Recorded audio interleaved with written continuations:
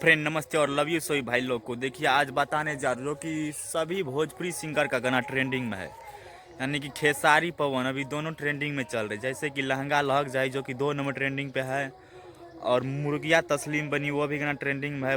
परीक्षा 10 के वो भी गाना ट्रेंडिंग में है। और नीलकमल सिंह का एक होली का सॉन्ग है जो कि बहुत ही प्यारा सॉन्ग है, नीलकमल सिंह का होली का, वो भी गाना ट्रेंडिंग में है। तो फाइनली आज भोजपुरी के 10 से 15 गाना ट्रेंडिंग में है।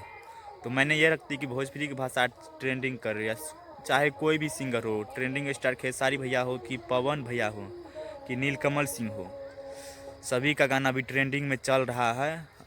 और एक सॉन्ग आया है मुर्गिया तस्लीम बनी, आप लोग जाइए और उस सॉन्ग को देखिए, ढेर सारा प्यारे आशीर्वाद दीजिए। और पावर स्टार पवन सिंह का भी 3-4 गाना फाइनली ट्रेंडिंग में है, जैसे कि लहंगा लहक जो कि बहुत ही ब्रांडेड गाना और बहुत बजट का गाना बनाया गया था।